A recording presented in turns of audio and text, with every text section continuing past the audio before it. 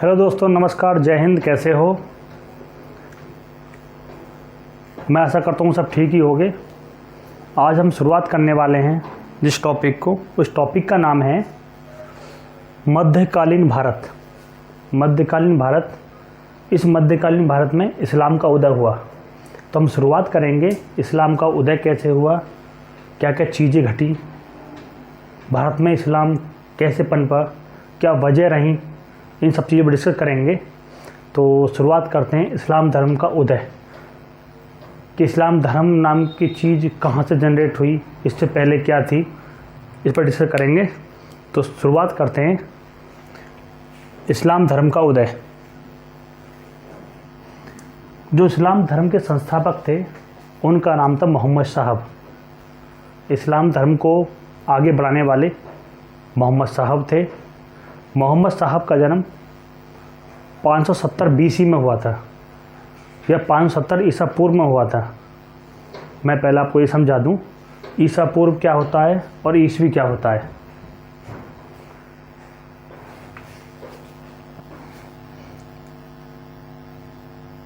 मोहम्मद साहब, इनका जो जन्म हुआ था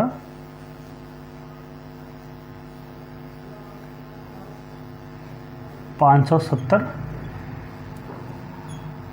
BC, या हिंदी में कह देंगे इसको ईसा पूर्व। हम कैसे कैलकुलेट करते हैं कि ईसा पूर्व क्या है, ईसवी क्या है। एक ईसवी को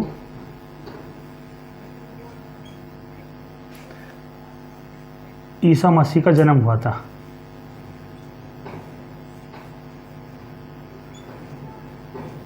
ईसा मसीह का जन्म हुआ था। एक ईस्वी से पहले जाते हैं, हम पहले जाएंगे 2, 3, 4, एग्जाम्पल है 5, 6, ऐसे ही उल्टा होकर चलता रहेगा, 7, 8, ऐसे करके 570 आएगा आगे जाके। ईसा मसीह से जन्म से पहले के समय को ईसा पूर्व कहते हैं। 570 ईसा पूर्व, ठीक है। ये मान लीजिए ईसा मसीह के जन्म से 570 साल पहले मोहम्मद साहब का जन्म हुआ था, ठीक। और ईसवी के बाद जो भी सन आएंगी, 1 आओ, 2 आओ, या 3 आओ, 4, 5, 6, जितनी भी मान लो, 712 लिया हो, जब पहली बार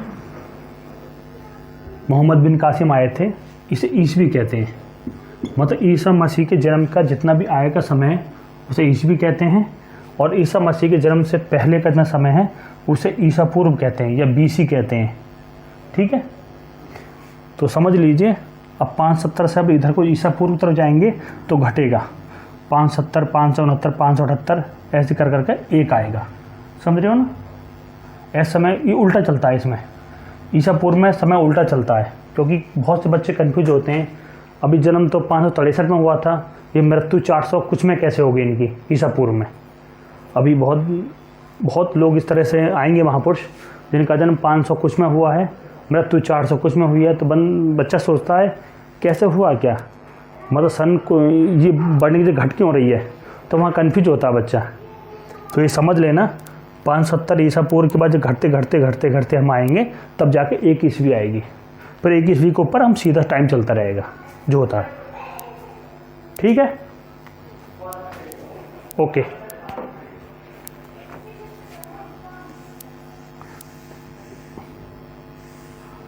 तो मेरे हिसाब से आपको समझ में आ गई होगी कि ईसा पूर्व और ईसवी में अंतर क्या है।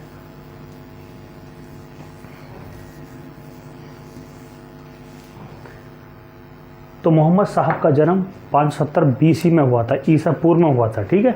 मतलब ईसा मसीह के 570 साल पहले हुआ था उनका जन्म, ठीक है। और इन्होंने ही, मोहम्मद साहब ने ही इस्लाम धर्म का प्रचार किया था। इस्लाम धर्म इनके प्रचार से पहले ये जो मोहम्मद साहब थे यहूदी थे। इस्लाम धर्म नाम की कोई चीज़ थी नहीं इससे पहले। इससे पहले लोग जो होते थे वो यहूदी हुआ करते थे। ठीक है, 570 BC में जन्म हुआ। जब इनका 570 में जन्म हो गया, जन्म हुआ इनका BC में, BC कहती है, इंग्लिश में BC कहते हैं और हिंदी में ईसा पूर्व कहते हैं।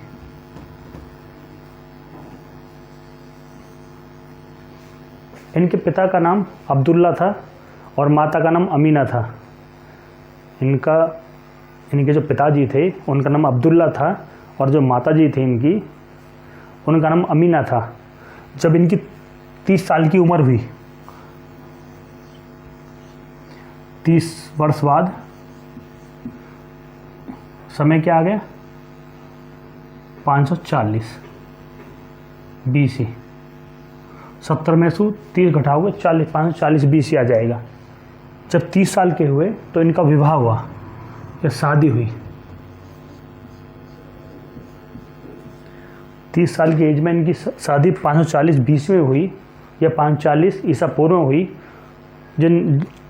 जिससे इन्होंने शादी की थी वो एक विधवा थी, उनका नाम था खदीजा। इनकी पत्नी का जो नाम था, मोहम्मद साहब की पत्नी का नाम, या बेगम भी कह सकते हो, मुसलमानों में बेगम कहते हैं, उनका नाम था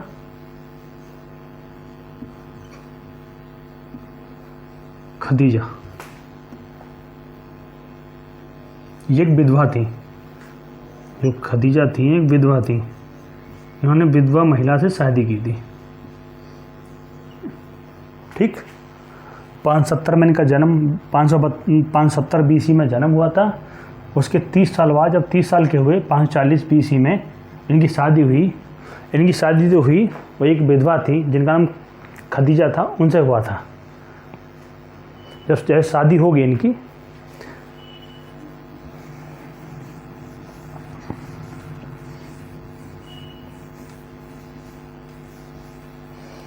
जब शादी हुई इनकी तो ये धर्म की खोज में निकल गए। घर छोड़ के धर्म के जंगलों की तरफ चले गए। जैसे हर जगह जंगल होते हैं, जहाँ रहते हैं वहाँ भी आसपास कई जंगल होते हैं। जो शहर में रहते हैं वहाँ कट गए जंगल, तो गांव में जो रहते हैं, जिस तरह का एरिया होता है वहाँ जंगल होते हैं। तो हर आदमी जो शांति के लिए जाता है जंगलों में जाता है। भीड़ वाले इलाके में रहेगा तो वहाँ लोग रहेंगे, डिस्टर्ब रहेगा।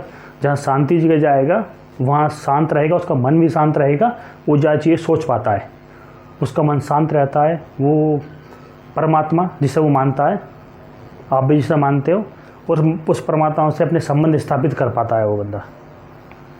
तो ये भी गए। तो जिस जंगल में गए उस जंगल में एक गुफा थी जिसका नाम हीरा था। जिस गुफा में गए उस गुफा का नाम था हीरा। गुफा का नाम हीरा था। हाँ, एक चीज़ बताना भूल गया, जब इनका जन्म हुआ था, इनका जन्म मक्का में हुआ था।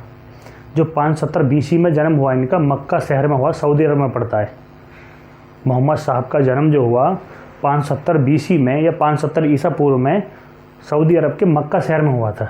ठीक है, जब ये मैं भूल गया था, कोई नहीं, हम आ गए यहाँ तक। शादी के बाद ये की खोज में चले जाते हैं। कुछ लोग ऐसे लिखते हैं हीरा, कुछ लोग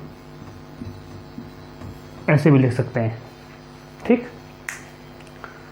तो समय आगे बढ़ा। इन्होंने कठोर तपस्या की, जो जैसे सब करते हैं, लोग सब मेहनत करते हैं, तपस्या करते हैं अपने भगवान की प्राप्ति के लिए, किसी धर्म को जानने के लिए, किसी धर्म को बढ़ाने के लिए कठोर तपस्या करता है और फिर उसे ज्ञान प्राप्त होता है।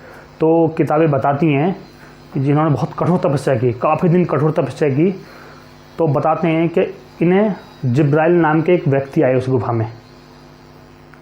जिब्राइल नाम के एक व्यक्ति आए, कहते हैं कि उन्होंने इनको कुरान दे के गए थे।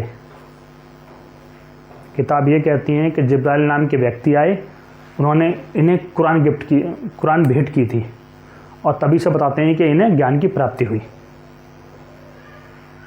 ठीक, ये इस्लाम धर्म का प्रचार प्रसार करने में लग गए। जब ये इस्लाम धर्म का प्रचार प्रसार कर रहे थे तो तो उस समय इस्लाम में बड़ी अच्छाइयाँ थी। अच्छाई तो हर धर्म में होती हैं और बुराइयाँ भी लोग ही बनाते हैं उसमें। जब इस्लाम का ये प्रचार प्रसार कर रहे थे तो काफ़ी लोग जुड़े इनसे, हिंदू लोग भी मुस्लिम बने, क्योंकि इनकी अच्छाइयाँ देखकर, इस धर्म की अच्छाइयाँ देखकर। हर धर्म में अच्छाई में होती हैं और लोग उसमें कुछ बुराइयाँ भी ऐड करते हैं अपने फ़ायदे के लिए। हर धर्म की ये कहानी है, हर धर्म में अच्छाई भी हैं और कुछ लोगों ने बुराइयाँ भी ऐड कर दी हैं उसी में अपने फ़ायदे के लिए। तो जब स्टार्टिंग में जब अपना धर्म का प्रचार कर रहे थे तो उस समय काफ़ी लोग इनसे जुड़े आके। जैसे ही लोग जुड़ते गए तो कुछ दिन बाद हुआ क्या, पहले तो ये सबको बड़ा अच्छा मानते थे कि मूर्ति पूजा का भी बहिष्कार नहीं करते थे, मूर्ति पूजा को भी अच्छा बताते थे। मोहम्मद साहब जिस समय गुजरा, होता ना इंसान के पास बहुत चीज़ें आने लगे, लोग बहुत मानने लगे, तो कहीं ना कहीं उसके अंदर हल्का फुल्का कुछ ना कुछ अहंकार आ जाता मन में। तो इनके अंदर भी ऐसे अहंकार आ गया होगा। तो ये आगे चल के हुआ क्या कि ये मूर्ति पूजा का बहिष्कार करने लगे, ये मूर्ति पूजा का बहुत बहिष्कार करने लगे, थोड़ी कट्टरता आने लगी। इस बात से लोग बड़े दुखी हुए, बड़े परेशान हुए इनसे, इनके खिलाफ भी गए। जब खिलाफ गए तो हुआ क्या, मक्का में रहते थे, मक्का में जन्म हुआ था सऊदी में। जब लोग इनके खिलाफ हुए तो ये मक्का छोड़ के मदीना चले गए।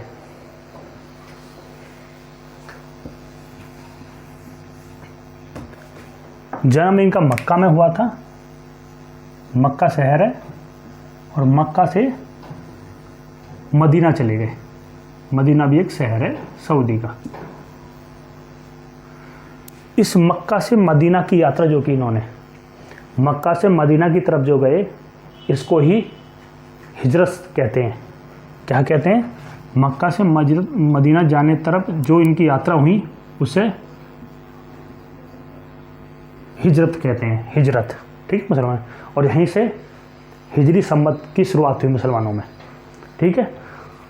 जब ये मूर्ति पूजा का बहिष्कार करने लगे तो हिंदू लोगों ने काफ़ी विरोध किया, तो विरोध के कारण ये मक्का से मदीना चले गए। मक्का से मदीना जाने की जो यात्रा है उसको ही हिजरत कहते हैं इस्लाम धर्म में। ठीक है। और यहीं से हिजरी संवत की शुरुआत हुई।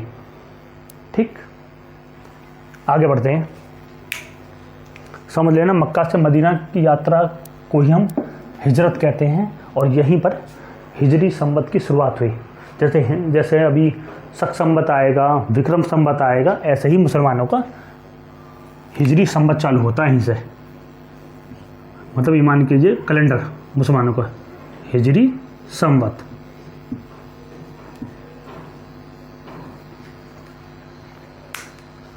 ठीक, मक्का से मदीना की यात्रा को हिजरत कहते हैं और तभी से हिजरी संवत की शुरुआत हुई। ठीक, इतना समझ में आ गया ना? देख लीजिए, नोट कर लीजिए इसको। जैसे आप पढ़ चुके हो अभी तक कि मक्का से मदीना की जो यात्रा इन्होंने करी विरोध के बाद, उसे हिजरत कहते हैं और उसी समय से इनका हिजरी संवत चालू हुआ। मुसलमानों का एक कैलेंडर है हिजरी संवत। ठीक है। जैसे अभी विक्रम संवत आएगा आगे चल के, फिर शक संवत आएगा जिस पे हमारा कैलेंडर चलता है आजकल, जो हम देख रहे हैं आजकल, जो हिंदी का हमारा कैलेंडर है वो सब शक संवत पर आधारित है, जो कुषाण वंशों ने स्टार्ट किया था। ठीक है। तो आगे बढ़ते हैं। मोहम्मद साहब की मृत्यु हो जाती है। जैसे मोहम्मद साहब की मृत्यु होती है, अब होता है ना किसी भी धर्म में जो प्रमुख व्यक्ति है, यदि उसकी मृत्यु होगी तो उस धर्म में हर आदमी चाहता है कि मैं इस पद पर बैठ जाऊँगा के, जिस पद पर मोहम्मद साहब बैठे हुए हैं, जितना उनको वर्चस्व है या उनकी जितनी वो है, लोग इतना मानते हैं, तो हर आदमी चाहता है कि मैं उस पद पर जाकर बैठ जाऊँ। तो हुआ क्या, इसी झगड़े में, इन सब चीज़ों में, लड़ाई झगड़ों में, ये जो इस्लाम धर्म था दो भागों में बट गया। ये इस्लाम धर्म दो भागों में बट गया। इनकी मृत्यु के बाद दो भागों में बढ़ गया। एक भाग था शिया, होते ना, बोल सुनते हो, शिया हैं ये मुसलमान, ये सुन्नी हैं।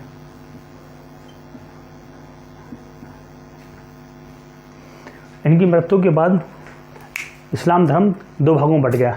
एक भाग हुआ शिया, दूसरा भाग हुआ सुन्नी। ठीक है। और फिर वर्चस्व की लड़ाई आई। तो शिया लोग चाहते थे, जो शिया लोग थे वो चाहते थे कि जो मोहम्मद साहब के दामाद हैं अली, जो मोहम्मद साहब के दामाद हैं अली, वो सर्वोच्च पद पर बैठे। शिया वाले जो अली को चाहते थे, इनके दामाद थे अली, इनके दामाद थे मोहम्मद साहब के दामाद थे, वो चाहते थे शिया लोग कि सर्वोच्च पद पर इनके ही घर से कोई बैठे, इनका दामाद ही बैठे उस पद पर। इस चीज़ का लोगों ने बहुत विरोध किया। होता ना कि भाई कि एक ही परिवार के लोग क्यों बैठाओगे, जो काबिल है उसे बैठाओ, जो उस धर्म को ज़्यादा जानता है उसको बैठाओ। बस शिया वालों ने कहा कि भाई नहीं, इस पद पे तो इनके घर का ही आदमी बैठेगा, कोई भी हो, इस्लाम जैसे मोहम्मद साहब घर का कोई भी व्यक्ति हो। उनके दामाद थे अली, शिया चाहते थे वो बैठें। एक हुआ, दूसरे भाग में बटा सुन्नी चाहते थे कि जो बने योग्य आदमी होना चाहिए, घर से कोई मतलब नहीं, घर से बने। तो सुन्नी लोगों ने एक पद निकाला, सर्वोच्च पद खलीफा का।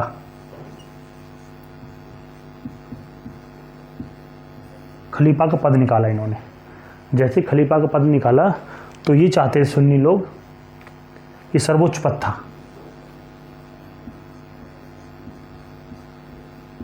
सर्वोच्च पद। ये चाहते थे कि इस पद पर अबू कर्क बैठे,